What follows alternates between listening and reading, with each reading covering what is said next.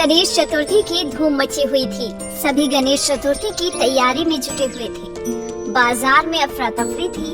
हर कोई गणेश चतुर्थी की तैयारियों में जुटा हुआ था। लोग बाजार में से गणेश जी की मिट्टी की मूर्तियां खरीद रहे थे व उनको अपने घर में स्थापित कर रहे थे। गणेश जी शिवलोक से ये सारा दृश्य देख रहे होते हैं। धरती पर लोग कितने खुश लग रहे हैं। मुझे भी इनकी खुशियों का हिस्सा बनना है। एक काम करता हूँ, एक बार धरती पर घूमने चलता हूँ और वहीं जाकर देखूंगा कि मेरे जन्मदिन की तैयारियाँ कैसी चल रही हैं। इसके बाद गणेश जी एक बालक का रूप धारण करते हैं और धरती लोक पर आ जाते हैं। धरती पर सभी लोग गणेश चतुर्थी की तैयारी में जुटे हुए थे। गणेश जी भ्रमण करते हुए अपने भक्तों को देख रहे होते हैं। चलते चलते वो एक गांव में से गुजरते हैं। उस गांव के बाहर एक टूटी हुई झोपड़ी होती है। उसमें एक लड़की रो रही होती है। उस लड़की की रोने की आवाज सुनकर गणेश जी वहीं रुक जाते हैं। अरे, ये रोने की आवाज किसकी है? दादी, मुझे भी गणेश जी की मूर्ति घर में स्थापित करनी है। मेरी सारी सहेलियां गणेश चतुर्थी की तैयारियां कर रही हैं। मुझे भी गणेश चतुर्थी मनानी है। मुझे भी गणेश जी को अपने घर लाना है। प्रिया, क्यों जिद कर रही हो? तुम्हें पता है ना, हमारे पास 2 वक्त के खाने के पैसे नहीं हैं। हम गणेश जी को अपने घर कैसे लेकर आएं? अगर हम गणेश जी को अपने घर लाएंगे तो उनको हमें अच्छे पकवान, मिठाइयाँ, फल खिलाने होंगे और हमारे पास तो इतने पैसे ही नहीं हैं। अगर गणेश जी हमारे घर आए तो वो भूखे रह जाएंगे। हाँ दादी, आप सही कह रही हो। अगर गणेश जी हमारे घर आएंगे तो वो भूखे रह जाएंगे। हम उन्हें अपने जैसा खाना तो नहीं खिला सकते ना। हे गणेशा, मुझे माफ कर दो। इस साल हम तुमको अपने घर नहीं ला पाए। अब क्या कर सकते हैं? हमारे पास इतने पैसे नहीं हैं कि हम तुम्हें अपने घर बुला सके। अगर मेरे माता पिता जीवित होते तो हम जरूर तुमको अपने घर ले आते। कोई बात नहीं गणेशा, अगले साल हम तुम्हें अपने घर जरूर लाएंगे। ओहो, ये मेरे भक्त कितने भोले हैं।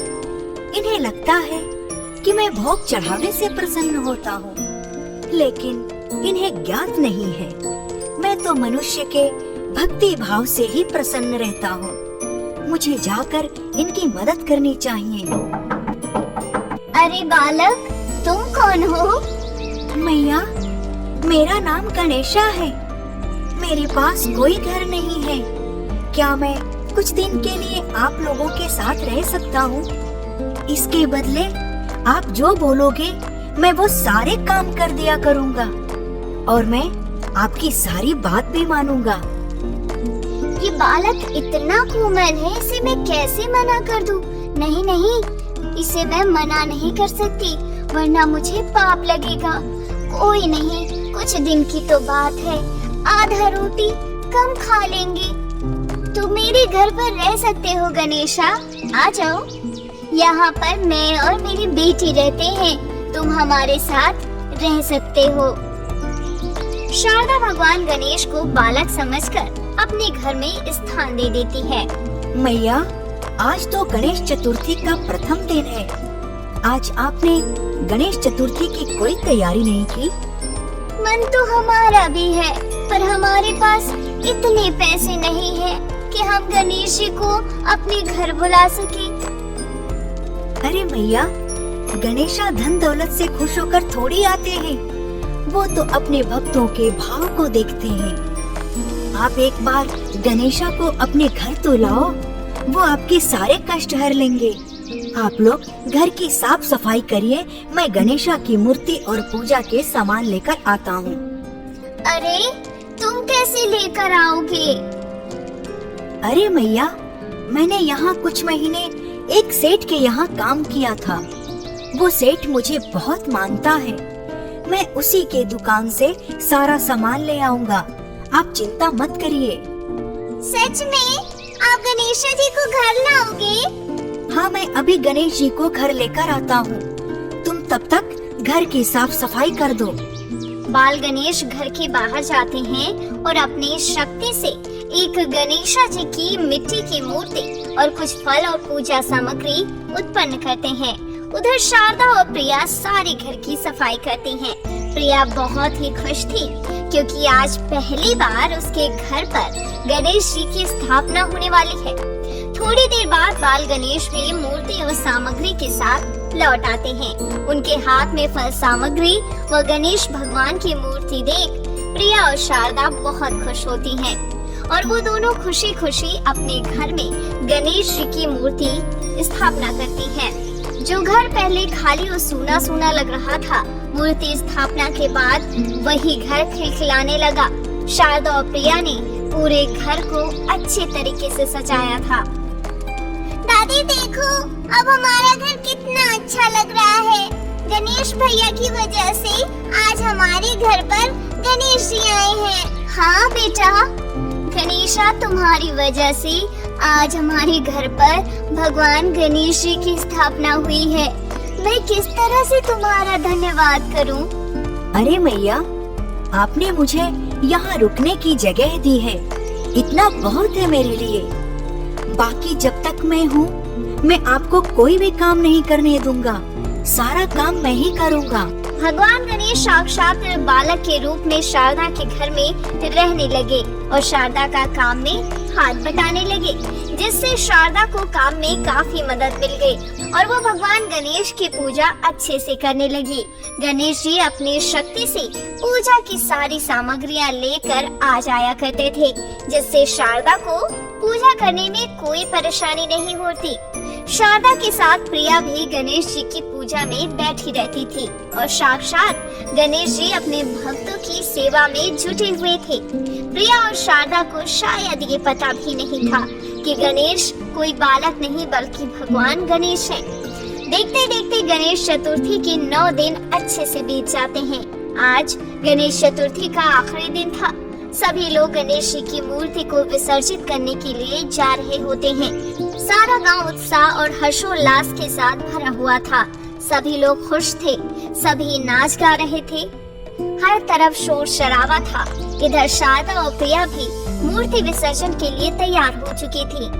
गणेश भैया, आज हम मूर्ति विसर्जन के लिए जा रहे हैं, आप भी चलोगे ना? हाँ हाँ, क्यों नहीं, मैं भी चलूँगा। आप लोग जाओ, मैं पीछे पीछे आ जाऊँगा। ठीक है भैया। इसके बाद शारदा और प्रिया पूरे रीति रिवाज से गणेश भगवान को घर से विदा करते हैं और मूर्ति विसर्जन के लिए जाते हैं। नदी में गणेश भगवान की मूर्ति विसर्जित करने के बाद जब प्रिया और शारदा अपने घर आती हैं, तो वो अपने घर को देखकर चौंक जाती हैं। वो देखती हैं कि उनके टूटे हुए घर की जगह एक बड़ा आलीशान महल खड़ा है। जब वो दोनों घर के अंदर घुसती हैं, तो देखती हैं कि उनका घर सोने के सिक्कों से भरा हुआ है। दादी देखो, गणेश जी ने हमारी पुकार सुन ली।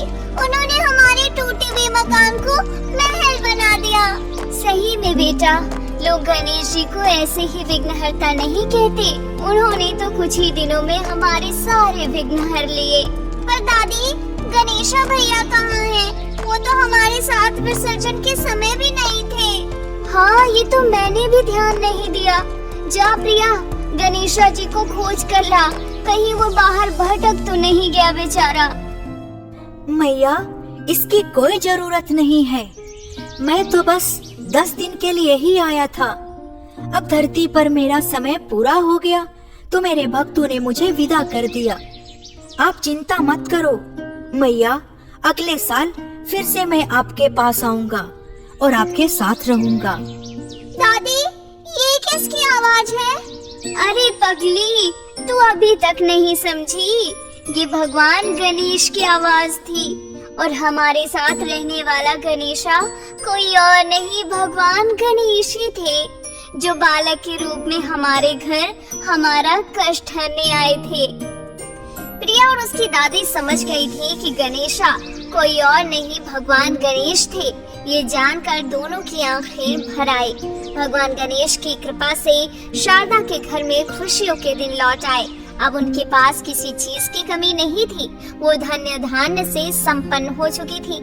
इसके बाद वो हर साल गणेश चतुर्थी का त्योहार बड़ी ही धूमधाम से मनाने लगे।